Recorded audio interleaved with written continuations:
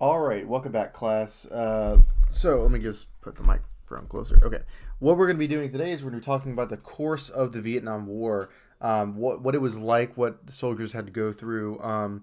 But one thing I really want to focus on today is especially the way in which Americans thought that the war was going to be over quickly, and when it is not over quickly. That's one thing that really affects our kind of growing distrust of the government, our growing um, kind of rebellious tendencies. And you'll see this a lot on college campuses.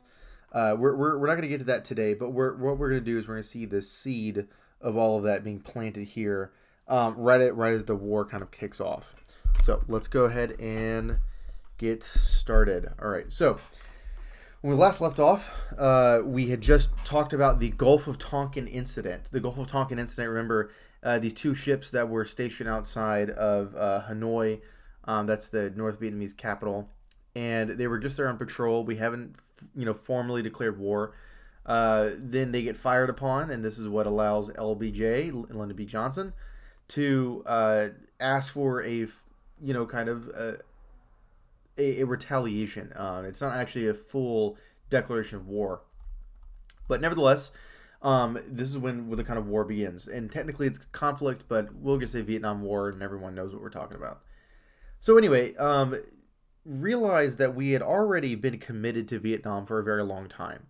After the French leave, we're sending in advisors, we're sending in military aid. Remember this guy, Kennedy, right? We're committed to stopping communism from spreading. I mean, we're committed to the policy of containment. But it's just military aid. It's just advisors. Now, after the Gulf of Tonkin incident, this is whenever we get actual boots on the ground. So, U.S. began to actually send in troops here, 1964 to 66, and a lot of Americans thought that this war was going to be over very quickly. Okay, they thought that it's the same army which took down Hitler, which took down the Soviet Union. The Italians took down the Japanese. I mean, imagine that going up against rinky-dink Vietnam and just a bunch of people in the jungle. I mean, you would expect that, a country like America could easily just wipe out someone like Vietnam. So no one was really expecting it to last a long time. And this is where you get a lot of Americans supporting the government, a lot of Americans supporting LBJ, thinking that the war was going to be over quickly. But as it turns out, that's not what happened. So the thing is, one of the first problems, the VC, remember that stands for Viet Cong. That's the North Vietnamese army that's in the south. To the people who are fighting for communism, that they're called the Viet Cong. You can't really tell them apart from your enemy. I mean, who's friend, who's foe, who is actually fighting against you, who is hiding in plain sight. We're not going to get to it today, but there's something called the My Lai massacre, which is directly a result of this problem of not being able to know who's actually on your side or not. I mean, look at these people. Okay, there's no way you could look at them and say who's friend and who's not. So one of the biggest problems is this guerrilla warfare, this kind of jumping out from the jungles and ambushing American patrols as they're marching on.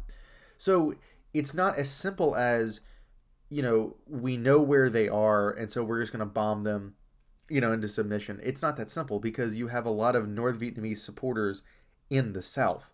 So let's see if I have a map. Okay. So the North Vietnamese are up here. Okay, this is North Vietnam. This is South Vietnam.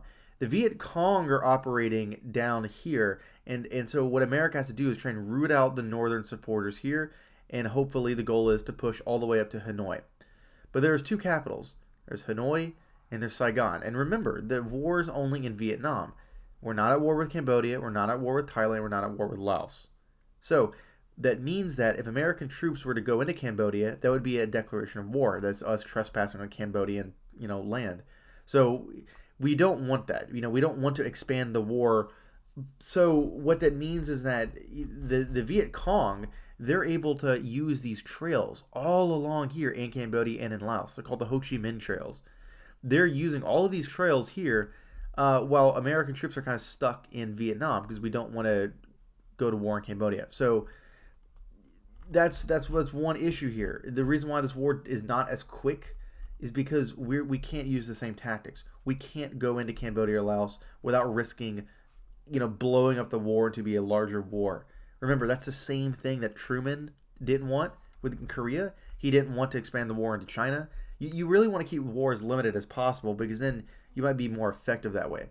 So the Viet Cong are able to really kind of, they have the advantage. One, they're on their home turf. Two, they know all of kind of the terrain, the land, and they can use that to their advantage. So they're using the advantage of the jungle to hide. So what we do, well, we have some chemical weapons. We have these search and destroy missions where what we're going to have to do is, remember, if the Viet Cong are in the jungles, if they're the North Vietnamese communist supporters are in the jungles, well, the first thing you can do is you can try to get rid of that dense foliage, get rid of that dense canopy. So what we do is we spread something called Agent Orange. It's a chemical. You see it is here that these helicopters would spray it, and it would kind of destroy the top of the trees, destroy really anything in its path. So that's Agent Orange. Napalm, that's just like fires. It sticks to surfaces, and it's useful to kind of blow up. Very difficult to extinguish.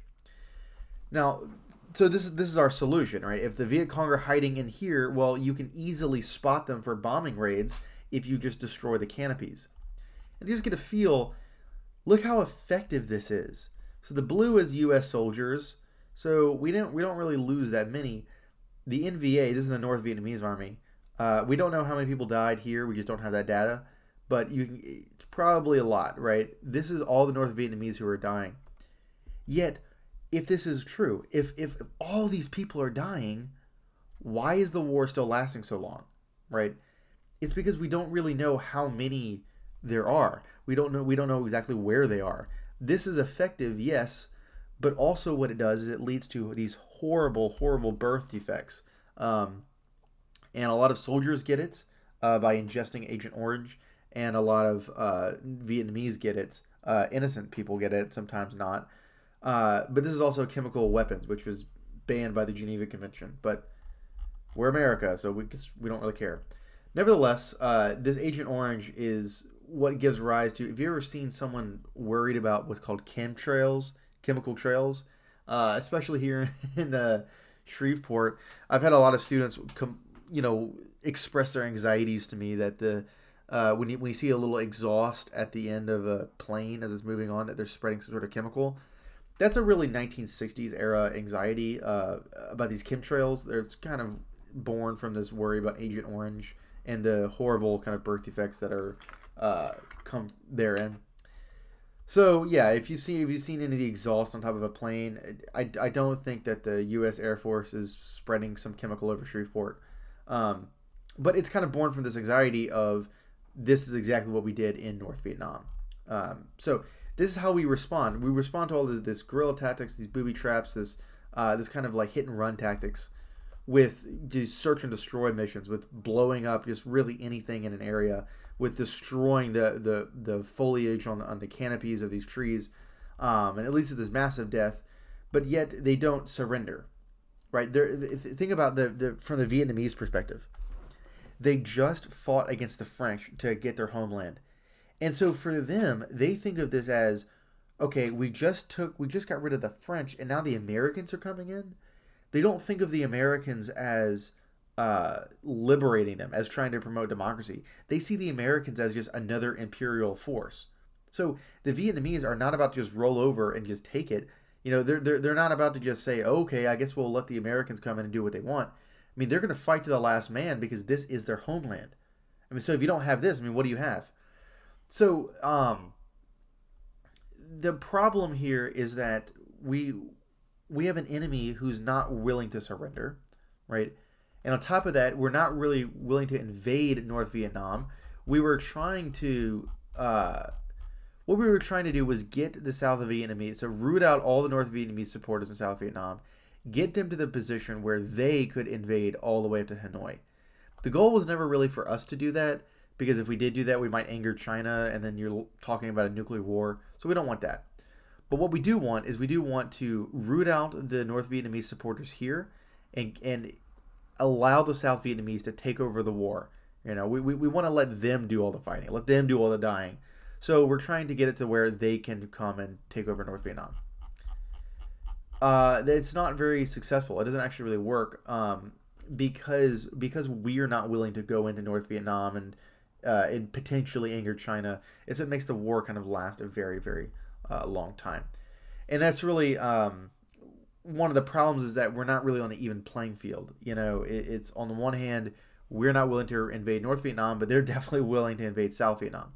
So one of the things they utilize is the fact that America is very timid. We don't want to invade Cambodia. We don't want to invade Laos. We don't want to invade North Vietnam. We're trying to keep the war as limited as possible.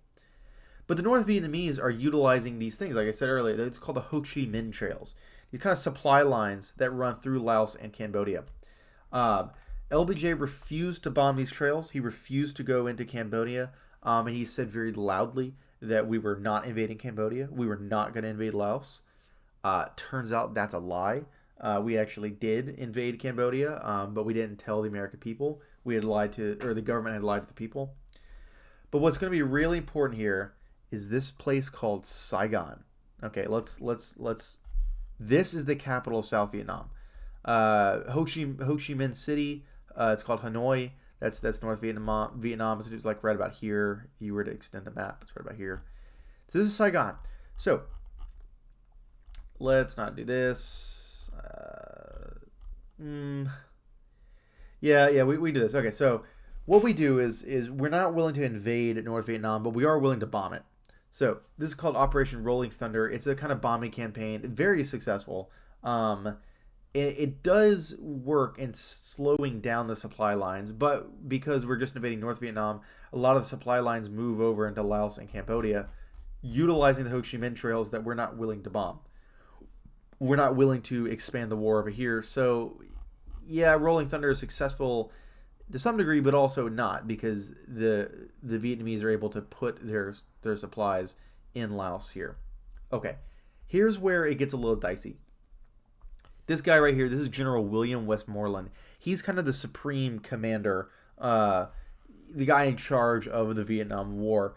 Every night, he goes on and he talks about how we're on the brink of victory. We're about to turn the corner. He keeps saying we're about to turn the corner. But the problem is that you can't say we're on the brink of victory and then the war lasts 4, 5, 6 years. I mean, that doesn't make any sense. How would the war last for 6 years if we were right on the edge of victory? If we just needed more men, more bombs, right? So at the start, everyone really likes William Westmoreland, right? He's the guy. He's the general in charge. He's kind of in the figure of Eisenhower. But as the war drags on, more people, not only are they just not believing him, there's this kind of idea that why is he lying, right? What is the government hiding? What is the government wanting to cover up? And that's really the problem here. The problem is that this is a war of misinformation. William Westmoreland, the government, they're providing a kind of, their own narrative about what's happening, right? We're on the brink of victory. We just need a few more men, a few more bombs, and then we'll do it. But the problem is that this war is one of the first televised wars. It's one of the first wars where people can actually, in the comfort of their home, turn on their TV and see what's actually happening. I would recommend watching a movie like Full Metal Jacket. It kind of displays the horrors of war that Americans mostly saw. Think about the difference between like World War II, where if you wanted to see the footage of that, you'd had to go to the movies.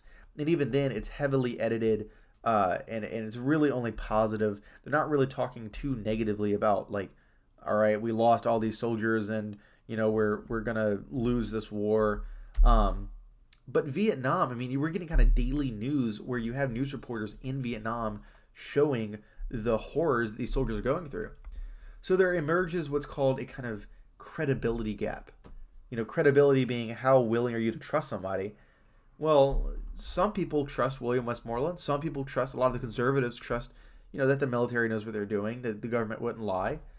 But a lot of young kids, a lot of young people start to not trust the government, especially because what they're seeing every night does not look like we're on the edge of victory. It actually looks like we're kind of losing. So you get this credibility gap, this gap between how credible is the government, and that's what I wanted you to think about is with our own kind of contemporary issues, our own contemporary problems with like the war on terror. It's kind of taken for granted now that a lot of people don't trust the government. I mean, anytime the government says anything, people are always willing to say that there's some sort of conspiracy, even whenever it doesn't even make any sense. Like the whole Bush did 9/11 thing. I mean, that I understand the arguments for it. I still don't agree with it. But that idea was definitely born out of a kind of era of anxiety, an era where the U.S. kind of systematically came to not trust the government. After the government systematically lied about things, they lied about, for example, the start of the war. The Gulf of Tonkin incident. Turns out that was a lie. They lied about the course of the war, as in they said that we wouldn't invade Cambodia when in fact we've been bombing Cambodia, according to something called the Pentagon Papers. And they lied about, or Nixon will lie about Watergate, about his re-election campaign. We'll get to that at the end of this whole chapter. But just realize that the period of the 60s and early 70s is a period of the government being continuously caught with its hands, open, continuously caught red-handed, as it were. And so that what that causes a lot of Americans not to trust the government, not to trust the military. So you have William Westmoreland talking about how we're on the edge of victory, and yet on the nightly news doesn't look that way. So you get this kind of rise of this like anti-war movement. A bunch of students, mainly young people, not wanting to fight in this war. So as they get drafted, well, some people dodge the draft. Bill Clinton famously dodged the draft. I believe he went to Canada. Donald Trump claimed that he had bone spurs in his feet, so he couldn't go fight in Vietnam. George Bush was able to dodge the draft by using his connections to fight in the Alabama Air Force. So a lot of people were not trying to fight this war. A lot of people felt that being drafted was a bad thing. It was something where it was essentially a death sentence. I remember that my great uncle, he was drafted into the Vietnam War, and he does not speak of it very positively. In a way that my great grandfather, he fought in World War II. I didn't know him personally, but he would speak, for hours about his wartime experience in the Pacific, and he was kind of seen as a hero. He got back as a hero, whereas the soldiers that get back from Vietnam, I mean, you have this massive anti-war movement. People don't see the veterans as heroes. They see them as, imperialists. They see them as people kind of complicit in a war crime. So a lot of people who like these students don't like the veterans. They call them baby killers. They call them genocide. I don't know what the word is. Massacres. So you get this kind of split between the traditionalists, the conservatives, who are willing to trust the government, and those typically youth who are not trusting the government. And it's split along this Vietnam question because not everybody wanted to be drafted, right? Not everybody wanted to fight in this war. So you get this movement against the war precisely because the government is lying to people. So you get this kind of split of the hawks and the doves. Typically, we use the word hawk like a war hawk. Typically means someone who's ready to fight in a war. A dove is someone who does not want to fight in a war. So you get the hawks and the doves. The doves are those who wanted to withdraw from Vietnam, who did not want to fight in Vietnam. They're kind of questioning this containment policy, questioning our commitment to it, questioning whether or not we should be fighting in the jungles to stop communism. There's a kind of, I think, a serious question there about should we continue doing this. And then you have the Hawks. The Hawks are those people who wanted to stay in Vietnam, who wanted to continue fighting. Typically, it's the generation before the Boomers, greatest generation, right? The World War II generation. They're the ones who are committed to stopping communism. So you see this divide between hawks and doves, conservatives and liberals, and it's largely split along the generational gap, right, between the youth. It's the youth who are leading the anti-war movement, right? The "make love, not war," very kind of famous phrase. But this is where we're going to end off for today, is the Tet Offensive. Okay, so what is Tet? Okay, Tet is a holiday. Let's see, do it. Now we have it. Okay, no. The Tet is it's a Buddhist holiday where you're supposed to lay down your arms. It's a kind of celebration of life. So what was supposed to happen was that the Viet Cong, the North Vietnam and South Vietnamese armies were supposed to have a ceasefire on Tet, this holiday. And everyone had stopped fighting. So America is in Saigon. The American troops are in Saigon. And the North Vietnamese were plotting actually an ambush on Tet, where on Tet, during this holiday, I mean, all these innocent people are gathered in these cities. The North Vietnamese army launches this massive attack. Look at all of these cities which are attacked during the Tet Offensive. The American army is caught completely off guard. So they actually managed to take over Saigon for very, very, very briefly. But, I mean, here's the thing. It's not actually a military success. They don't actually get everything they wanted to. America is kind of is able to, once it gets its act together, quickly push back the North Vietnamese. The problem is not that the North Vietnamese were able to get this huge advantage during the Tet Offensive. It's that, think about William Westmoreland saying that we're on the edge of victory, and overnight, your enemy launches this massive surprise attack. I mean, how is that possible if they were on the edge of defeat? How could an enemy that's so close to defeat launch an attack of this size? So the Tet Offensive really, really wakes America up. This is 1968. Really wakes America up that this war, one, is not going to be over soon. Two, that the government has lied to them, and that they're going to continue to lie. So what the Tet Offensive really is, and this is very important, it's not a military success. It's definitely a failure. It's just that it kind of reveals to Americans that the government is going to lie to them, and it's going to continue to lie to them throughout the war. So this is a very famous photo from the Tet Offensive. This is a North Vietnamese general about to shoot a man. He dies. So the general killed the Viet Cong. I killed the general with my camera. Still, photographs are the most powerful weapon in the world. People believe them, but photographs do lie, even without manipulation. They are only half-truths. What the photograph didn't say was, what would you do if you were the general at the time and placed on that hot day and you got caught, the so-called bad guy, after you blew away 1, 2, or 3 American soldiers? How do you know you wouldn't have pulled the trigger yourself? Because this is the thing. I mean, think about how this guy, he looks innocent. He looks like he's the bad guy. And then whenever you try and flip it away, you say, well, is he the good guy because he's killing a North Vietnamese soldier? I mean, who knows? I mean, who knows what I would have done or what you would have done? So there's, I think, in the Vietnam War, there's a war of interpretation. Just as there's a physical war, there's a kind of social war going on. There's a culture war. What are we going to do here? Are we going to support the South Vietnamese? Are we going to support this bloody war? Are we going to pull out of the war? If we do that, then we're stopping our commitment to containment. Are we going to suddenly become communist? I mean, there's a real kind of fight over values here, embedded, kind of baked into this larger conflict of the Vietnam War. So that is basically the Tet Offensive. Johnson does not run for re-election. The Vietnam War is becoming very unpopular. Remember that it was pretty popular at the start. I mean, the Gulf of Tonkin incident, everyone likes to fight against someone who's, kind of sneakily hit us. And think about Pearl Harbor. So everyone supported LBJ, but then in 1968, after the Tet Offensive, he does not run for re-election. And then we're going to get Nixon, who's going to run, and he's going to win.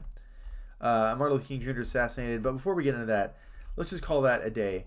Um, I actually did not ask any questions. That is my fault. I will post them down in the the comment section. I'm sorry, the info. I'll just post the questions there. I was just kind of so focused on the lecture. Anyway, thank you for listening. We will pick back up tomorrow.